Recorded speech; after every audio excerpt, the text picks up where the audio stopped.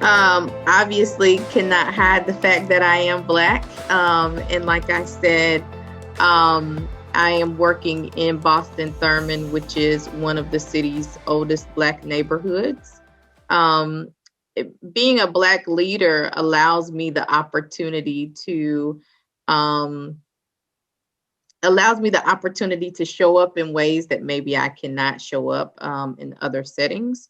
Um, Representing a Black neighborhood allows me as a Black leader to be able to share the history and the culture, the assets that are already in a neighborhood. Being a native daughter of Winston Salem, I've been able to see this neighborhood grow. I've been able to see the amazing things that have happened in this neighborhood, but I also have seen some things that have not been as beneficial to residents. And so I'm able to call those things out.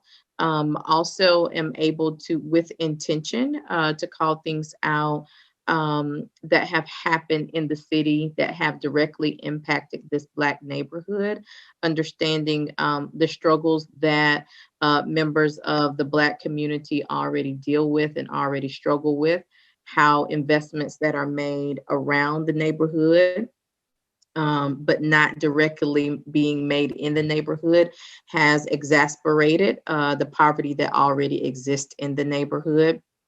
And as a Black leader, I can say that and say that with authority, and can also speak directly to how the lack of investment in communities has unfortunately adversely affected members of those communities. And I can say that even at firsthand knowledge. And so I'm happy to be able to bring my whole self into this work as being a Black leader, and feeling as if I can identify with the residents who are in this neighborhood and some of the struggles that they have that are impacting them being able to live in a healthy community.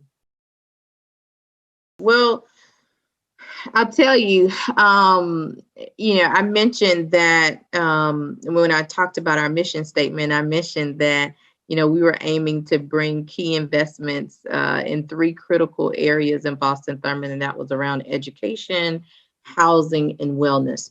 And there's an equity component to all of them. There's education equity, right? There are equity issues in making sure that people are able to gain access to affordable housing, right? And then also there's health equity, but in the center and the very core of all of that is racial equity, right? In the ways that Black people and Brown people are affected by not being able to have access, the quality of things that they have not being that of more maybe affluent neighborhoods and families and residents that are in those neighborhoods. And so I always try to make sure that I am leading this work through a racial equity lens, and making sure that members of our board understand the critical importance of making sure that we are looking at this literally from a lens that makes us understand that Black people are adversely affected by things, oftentimes a lot more and at raging statistics than maybe those of our other counterparts, Caucasian counterparts in Winston-Salem. COVID was a clear example of that. And I can talk more of that later. But COVID was a clear example of that, both with our education equity and with health equity. And when you are working in a Black neighborhood, you have to make sure that you keep that as the center point, and making sure that people understand that things are affecting Black folks a bit differently than they are affecting others.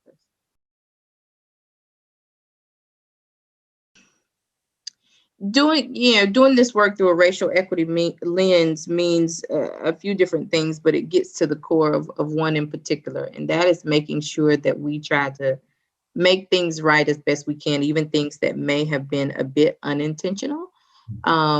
There were probably some malintended policies that took place back in the day. Some could argue that are still taking place, right?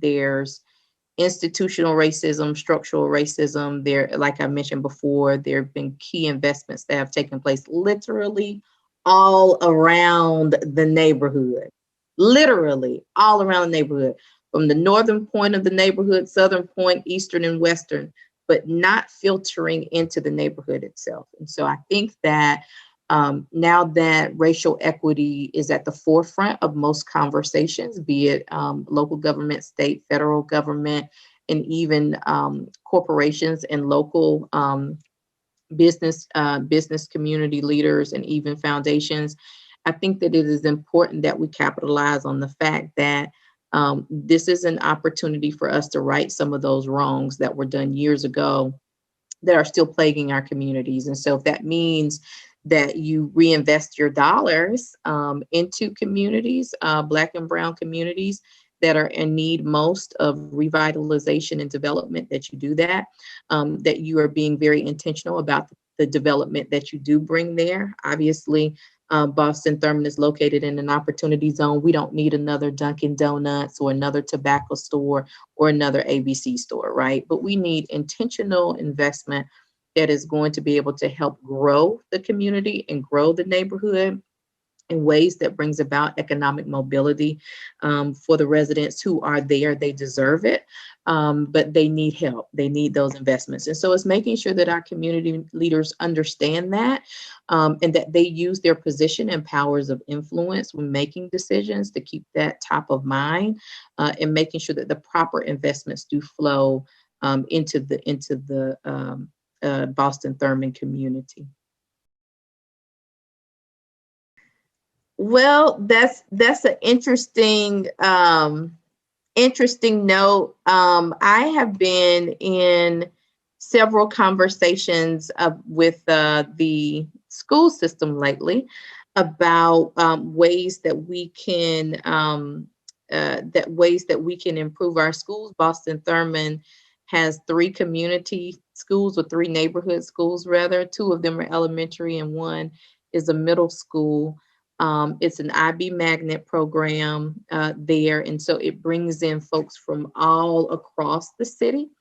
And what happens, unfortunately, is that we have children who graduate from the neighborhood elementary schools that are low performing, and they go into the IB program, and oftentimes it's hard for them to thrive there and compete with other students. And so we are working on developing some key infrastructure with the 2 neighborhood schools so that we can provide additional supports and upfitting of those schools to help the education pipeline for the children to go into Paisley IB Magnet School.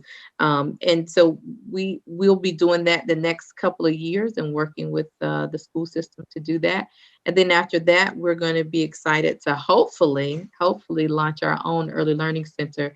So that will be our first true capital project in the neighborhood. And recently purchased 3 lots. And so that is our start to development in the neighborhood. We're still getting input from community residents about what they want to see with those particular lots.